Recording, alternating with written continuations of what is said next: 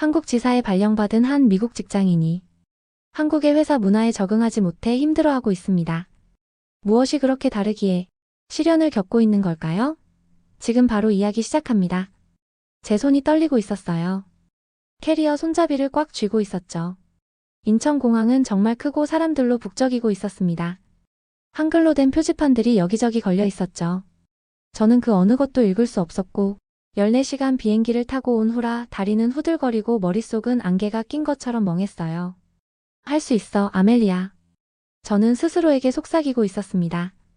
3개월 전 저는 시카고의 작은 사무실에 앉아 있었어요. 매일이 똑같았죠. 일어나서 출근하고 집에 돌아와 TV 보고 잠자리에 드는. 저는 작은 새장에 갇힌 새처럼 그렇게 하루를 살고 있었어요.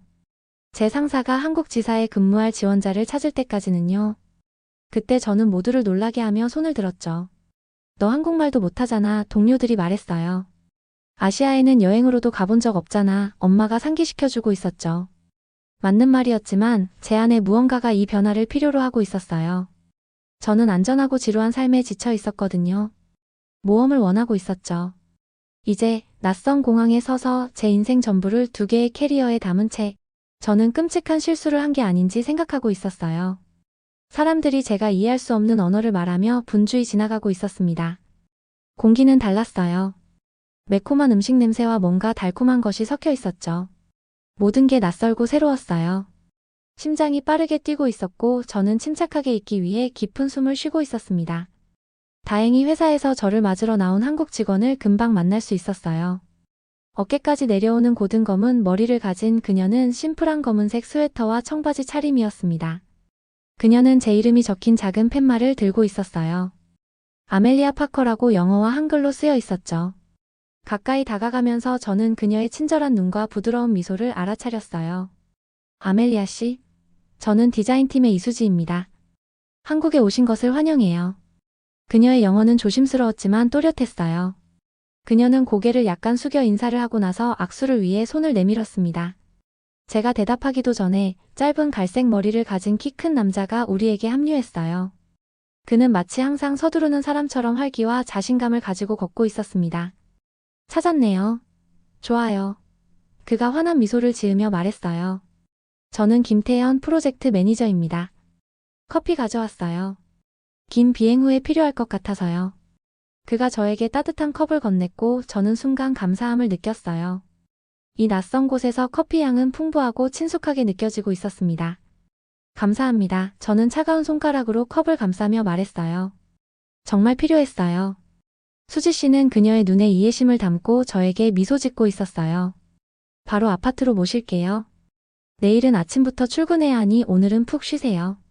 우리가 공항을 걸어가는 동안 태연 씨는 제 업무 일정에 대해 빠르게 이야기하고 있었고 수지 씨는 제 얼굴에 혼란이 보일 때마다 조용히 설명을 덧붙이고 있었어요. 저는 집중하려고 노력했지만 모든 것이 꿈같이 느껴지고 있었습니다. 알록달록한 표지판들, 스피커에서 나오는 낯선 안내방송, 주변의 다른 얼굴들, 모든 것이 너무 새로웠어요. 우리가 밖으로 나갔을 때 습한 공기가 벽처럼 저를 덮쳤어요. 서울이 제 앞에 펼쳐졌습니다.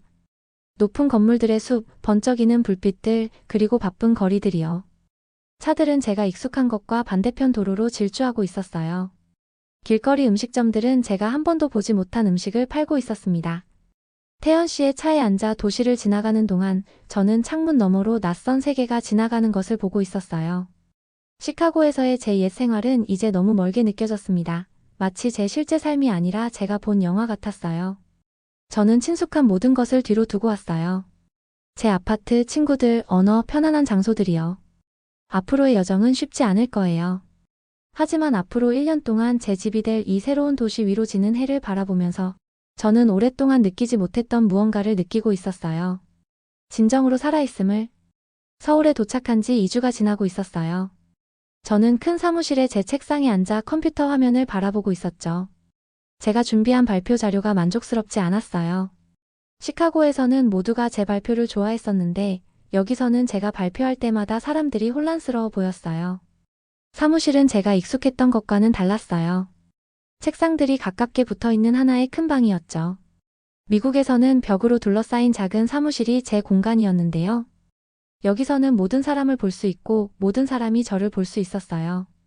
조명은 밝았고 사람들은 한국어로 서로 조용히 이야기하고 있었습니다.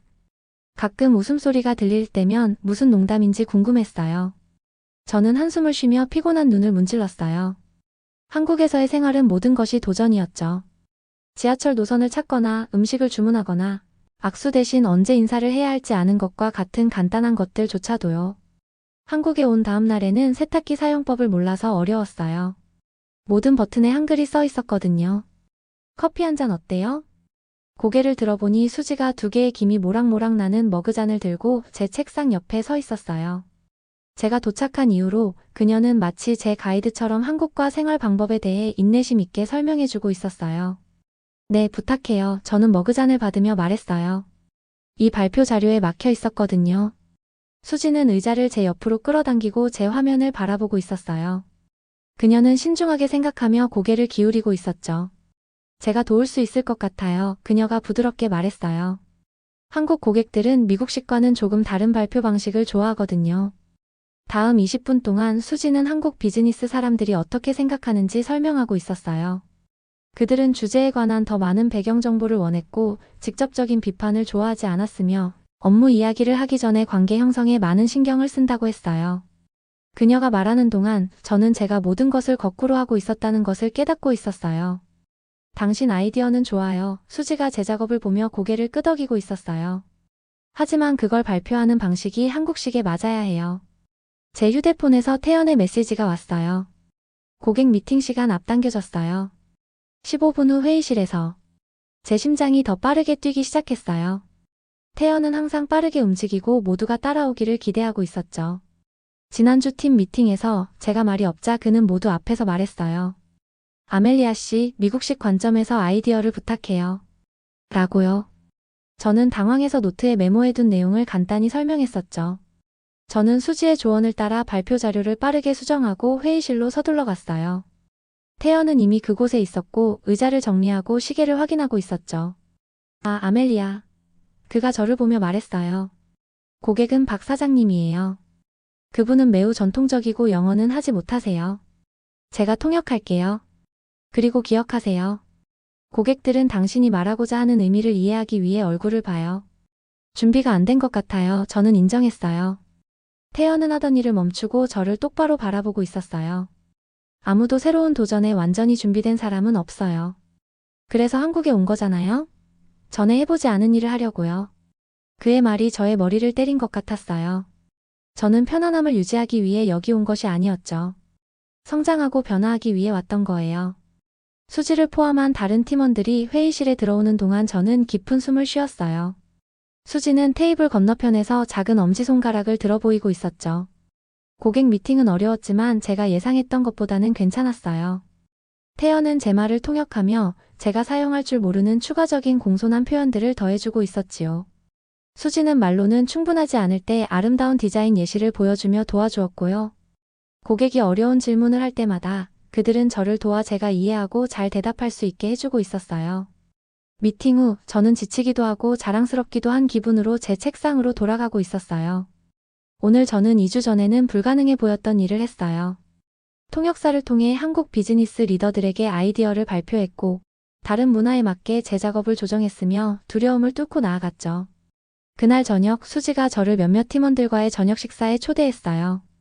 우리는 모두가 바닥에 방석에 앉는 작은 식당으로 갔어요. 테이블에는 제가 한 번도 보지 못한 작은 반찬 접시들이 가득했어요. 김치, 잡채, 떡볶이, 그리고 많은 다른 것들이요. 태연은 제가 전에 사용했던 나무 젓가락보다 훨씬 더 미끄러운 금속 젓가락 사용법을 가르쳐주고 있었어요. 이거 한번 먹어봐요. 그가 팬케이크처럼 생긴 것을 제 접시에 놓으며 말했어요. 파전이에요. 파 부침개죠. 아주 한국적인 음식이에요. 저는 작게 한 입 베어 물고 놀라며 미소 지었어요. 정말 맛있었어요. 바깥은 바삭하고 안은 부드러웠으며 제가 정확히 설명할 수 없는 맛이었죠. 팬케이크와 다른 무언가 진하고 짭짤한 맛이 아주 좋았어요. 2주 전만 해도 낯선 사람이었던 이 사람들이 둘러앉은 테이블을 둘러보니 뭔가가 변하고 있다는 것을 깨달았어요. 이국적이게 느껴졌던 장소가 조금씩 집처럼 느껴지기 시작하고 있었어요. 낯선 음식들이 친숙해지고 있었고 혼란스러웠던 지하철 지도도 이제 더 이해가 잘 되고 있었어요. 한국어로 감사합니다와 안녕하세요도 말할 수 있게 되었죠. 아직도 배울 것이 너무 많았어요. 매일 새로운 도전이 찾아왔어요. 이해하지 못하는 단어, 모르는 관습, 제가 실수하고 있다는 것을 깨닫지 못했던 실수들이요. 하지만 이 여정에서 저 혼자가 아니었어요. 부드러운 인내심을 가진 수지, 열정적으로 앞으로 나아가게 하는 태연, 그리고 모든 새로운 팀원들, 그들은 이 새로운 세계에서 제 안내자였어요. 그날 밤 서울의 밝은 도시 불빛 아래 제 아파트로 걸어가면서 2주 전 인천공항에 도착했을 때와 많은 것이 변했다는 생각을 했어요. 여전히 가끔은 두렵고 자주 혼란스럽지만 또한 더 강해지고 있었어요.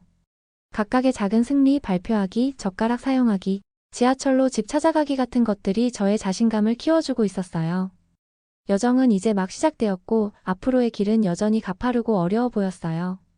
하지만 이제 저는 한 번에 한 걸음씩, 하루에 하루씩, 한 번에 한 도전씩 나아갈 수 있다는 것을 알고 있었어요. 빗방울이 사무실 창문을 두드리고 있었어요. 저는 컴퓨터 화면을 바라보고 있었죠. 방금 도착한 이메일이 저를 상심에 빠지게 했어요. 제가 3개월 동안 열심히 준비해온 큰 프로젝트가 고객에게 거절당했어요. 그 모든 늦은 밤들, 한국 비즈니스 문화를 이해하려고 노력했던 수십 번의 회의들, 마침내 제대로 하고 있다고 생각했던 그 순간들, 이제 모든 것이 헛수고였던 것처럼 느껴지고 있었어요. 벽에 걸린 시계를 봤어요. 이미 밤 9시 30분이었고 사무실은 거의 비어 있었죠. 대부분의 사람들이 집에 갔지만 건너편에서 수지가 아직 자기 책상에서 일하고 있는 게 보였어요. 저는 노트북을 닫고 울지 않으려고 노력하며 휴게실로 걸어갔어요. 이 프로젝트는 제가 그저 이방인이 아니라는 것을 증명할 기회였거든요. 제가 정말로 팀의 일원이 될 수 있다는 것을 보여줄 기회였죠. 서울의 불빛이 휴게실 창문을 통해 비치고 있었어요. 도시는 비 내리는 가운데 아름다웠어요. 모든 반짝이는 색깔들이 젖은 거리에 반사되고 있었죠. 하지만 지금 저는 그걸 즐길 수 없었어요. 마치 실패한 것 같은 기분이 들고 있었거든요. 가까이 오는 발소리가 들렸고 돌아보니 수지가 문간에 서 있었어요. 그녀의 얼굴에는 걱정이 쓰여 있었죠. 몇 달 동안 우리는 친구가 되었어요. 그녀는 이제 더 이상 저를 아멜리아 씨라고 부르지 않고 아멜리아야라고 불렀어요. 그 작은 변화가 저에게는 정말 큰 의미가 있었죠. 이메일 봤어. 그녀가 조용히 말했어요. 괜찮아? 난 실패했어. 저는 입안에서 쓴맛이 느껴지는 말을 했어요. 드디어 한국에서 어떻게 일하는지 이해했다고 생각했는데 난 아무것도 이해하지 못하고 있었어. 수지가 창가에 저와 나란히 서 있었어요. 우리는 잠시 도시에 내리는 비를 함께 바라보고 있었죠. 한국에는 눈치라는 것이 있어. 그녀가 설명했어요. 사람들의 감정을 읽고 올바른 방식으로 대응하는 능력을 말하는 거야. 한국인들은 어린 시절부터 배우지만 외국인들은 시간이 더 걸려. 넌 좋은 눈치를 발달시키고 있어, 아멜리아. 포기하지 마. 그녀의 말은 친절했지만 저는 여전히 패배감을 느끼고 있었어요. 어쩌면 어떤 차이는 극복하기에 너무 큰 걸지도 몰라. 그럼 우리가 더 좋은 다리를 만들면 돼. 우리 뒤에서 목소리가 들렸어요. 태연이 문간에 서 있었어요. 그의 평소 완벽한 머리카락은 헝클어져 있었고 넥타이는 느슨했어요. 그는 지쳐 보였어요. 방금 고객과 통화를 마쳤어. 그가 커피 머신으로 걸어가며 말했어요. 내일 아침에 새 버전을 보여줄 거야. 저는 놀라서 눈을 깜빡였어요. 내일? 그건 불가능해요. 밤을 새도 모자란다고. 태연이 웃었어요. 어려운 일들도 가능하게 만드는 것 같은 자신감 있는 미소였죠. 한국 업무 문화에 온 걸 환영해, 아멜리아야. 치킨과 맥주를 주문할게. 긴 밤이 될 거야. 그리고 제가 한국에서 지내면서 가장 어려운 도전이 시작되었어요. 다음 12시간 동안 우리 세 사람은 함께 전체 프로젝트를 다시 만들기 위해 일했어요. 자정이 새벽 3시가 되고 다시 5시가 되면서 우리는 거의 마법처럼 느껴지는 리듬을 찾아가고 있었어요. 수지는 제 디자인이 한국인의 눈에 더 잘 맞도록 만드는 방법을 보여주고 있었어요. 덜 직접적이고 더 조화로운 방식으로요. 태연은 고객이 정말로 원하는 것이 무엇인지 정확히 이해하도록 도와주고 있었어요. 그건 항상 그들이 말하는 것과 일치하지는 않았죠. 저는 제 미국식 창의력을 발휘해 그들 중 누구도 생각하지 못할 새로운 접근법을 찾고 있었어요. 창밖으로 밤은 서서히 새벽에 자리를 내주고 있었어요.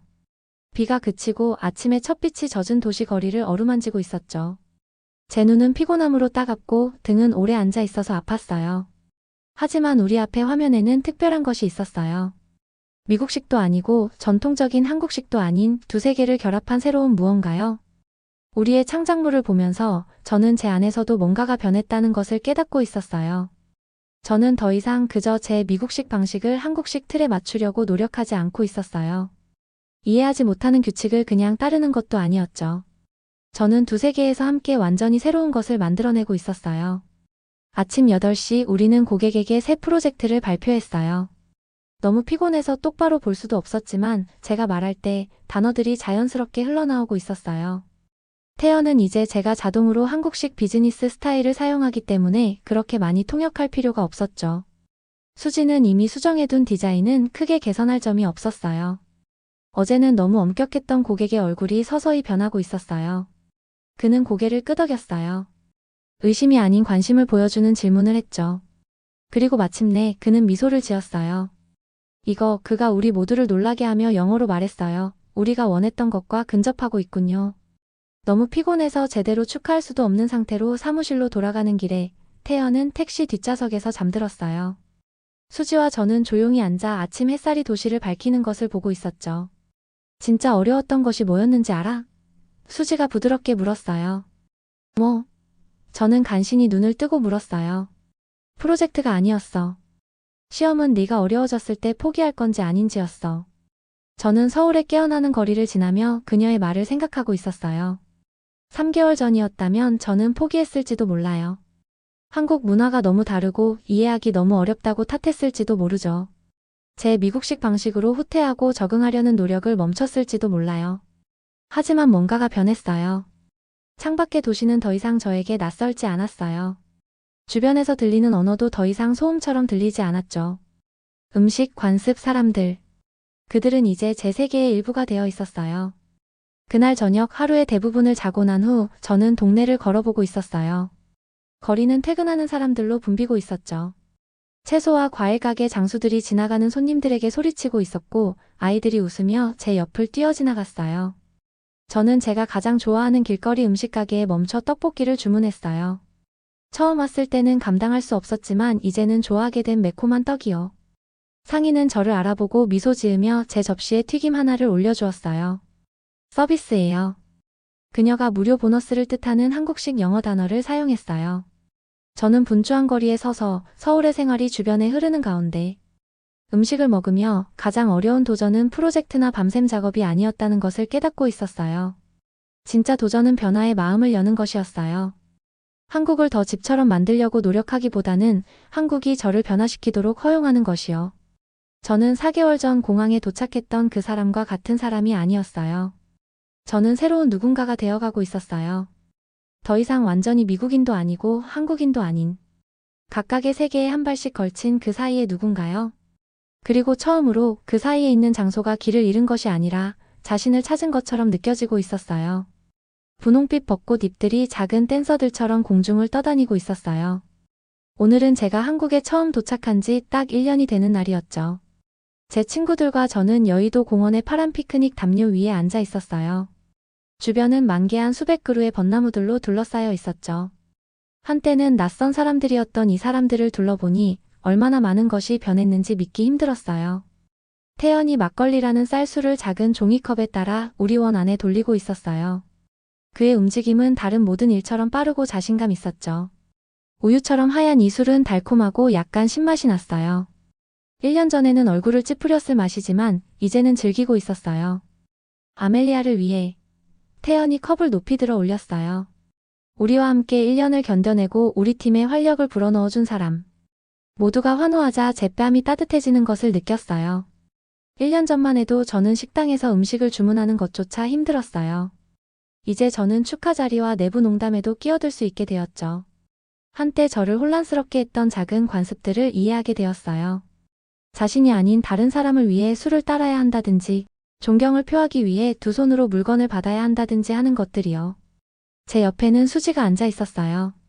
그녀는 다른 사람들이 이야기하는 동안 저에게 더 가까이 기대며 부드럽게 웃고 있었어요. 있잖아, 미국인이 팀에 합류한다고 했을 때 걱정했었어. 그녀가 말했어요. 내가 너무 시끄럽고 고집스러울까봐? 저는 미소 지으며 물었어요. 네가 우리 방식을 이해하지 못할까 봐. 그녀가 부드럽게 대답했어요. 하지만 넌 나의 예상과 달랐어. 우리도 그것들을 새로운 눈으로 볼 수 있게 도와줬어. 그녀의 말에 가슴이 따뜻해졌어요. 몇 달 전 비 오는 밤에 우리가 구해낸 프로젝트는 우리 회사에서 유명해졌어요. 다른 팀들이 제 도움을 요청하기 시작했는데 그건 제가 그들보다 한국식 방식을 더 잘 알아서가 아니라 제가 일을 다르게 볼 수 있었기 때문이었죠. 결국 제 외국인 관점이 가치 있는 것으로 밝혀졌어요. 제 주머니에서 휴대폰이 진동했어요. 빠르게 확인하니 가슴이 설렘으로 뛰었죠. 시카고 본사에서 온 이메일이었어요. 지난주에 제가 보낸 제안에 대한 답변이었죠. 메시지를 2번 읽어보며 제대로 이해했는지 확인했어요. 회사가 제가 한국에서 1년 더 머물겠다는 요청을 승인했어요. 하지만 더 있었어요. 그들은 제가 여기서 배운 것을 바탕으로 다른 국제 근로자들을 위한 교육 프로그램을 만드는 것을 돕기를 원하고 있었어요. 좋은 소식이야? 수지가 제 표정을 알아채고 물었어요. 저는 여전히 놀란 상태로 고개를 끄덕였어요. 그들이 나에게 1년 더 머물라고 해. 그리고 내가 문화관 업무에 대해 배운 것을 다른 사람들에게 가르치길 원해. 당연하지. 태연이 우리 대화를 엿듣고 자신감 있게 말했어요. 너는 몇 안 되는 사람들이 할 수 있는 일을 해냈어. 세계관의 다리가 된 거지. 오후가 저녁으로 바뀌면서 우리의 축하는 계속되고 있었어요. 사람들은 게임을 하고 벚꽃 사진을 찍고 담요 위에 펼쳐진 여러 용기에서 음식을 나눠 먹고 있었죠. 저는 잠시 혼자 분홍빛 나무들 사이를 걸으며 지금까지 일어난 모든 일을 생각해보고 있었어요. 1년 전 저는 모험을 찾아 한국에 왔어요. 재미있는 장소를 보고 새로운 음식을 시도하고 집으로 돌아갔을 때 이야기할 만한 경험을 쌓을 거라고 생각했었죠. 그때는 진짜 여정이 제 안에서 일어날 거라는 것을 이해하지 못했어요. 용감하다는 것은 두려움을 느끼지 않는 것이 아니라는 것을 배웠어요. 두려움을 느끼면서도 그럼에도 불구하고 행동하는 것이죠. 다른 사람들을 이해한다는 것은 나 자신을 포기하는 것이 아니라 이전보다 더 큰 사람으로 성장하는 것임을 배웠어요. 제가 처음 도착했을 때 이곳의 모든 것이 너무 낯설게 느껴졌어요. 언어, 음식, 관습, 도시 자체까지도요. 이제 저는 지도를 보지 않고도 지하철을 다닐 수 있어요. 한국어로 음식을 주문할 수 있고 인도에 어느 쪽으로 걸어야 하는지, 재활용품을 다른 색깔의 봉투에 어떻게 제대로 분류해야 하는지도 알고 있어요. 하지만 가장 좋은 변화는 제 안에 있는 것들이에요. 저는 이제 인내심이 있어요. 더 주의 깊게 듣고 제 방식만이 유일한 옳은 방식이라고 가정하지 않아요. 폭풍 속에서 부러지는 나무처럼 뻣뻣하게 서 있기보다는 바람 속에서 갈대처럼 구부러지는 법을 배웠어요. 해가 지기 시작하면서 벚나무를 통해 황금빛 빛이 비치자 저는 피크닉 담요 위에 있는 한국인 친구들에게 다시 합류했어요. 누군가가 제가 한국에서 보낸 1주년을 축하하기 위해 촛불이 있는 작은 케이크를 가져왔어요. 소원을 빌어 제가 촛불을 불어 끄려고 할 때 수지가 말했어요. 저는 잠시 생각하며 눈을 감았어요. 1년 전이었다면 성공이나 모험 같은 크고 막연한 소원을 빌었을 거예요. 이제 저는 더 잘 알고 있었죠. 인생에서 가장 좋은 것들은 거창한 모험이 아니라 작고 소중한 연결들. 친구들과 함께 나누는 웃음, 비 오는 저녁에 맛보는 길거리 음식, 다른 언어로 된 농담을 마침내 이해하는 느낌이었어요. 저는 한 번에 촛불을 불어 끄며 간단한 소원을 빌었어요. 계속 성장하고 계속 연결하고 제가 이제 속해 있는 세계들 사이에 다리를 계속 놓는 것이요. 서울의 밤이 내리고 도시 불빛이 별처럼 반짝이기 시작하면서 저는 제 2번째 가족이 된 이 사람들을 둘러보고 있었어요. 1년 전 비행기에서 내린 긴장된 소녀는 이 순간을 상상조차 하지 못했을 거예요. 그녀는 낯선 땅에서 모험을 찾고 있었지만 그녀가 발견한 것은 두 나라, 두 문화, 두 가지 존재 방식을 담을 만큼 큰 마음의 집이었어요. 그리고 그것이 가장 위대한 모험이었어요. 영상 재미있게 보셨나요? 마음에 드셨다면 구독과 좋아요 부탁드리겠습니다. 감사합니다.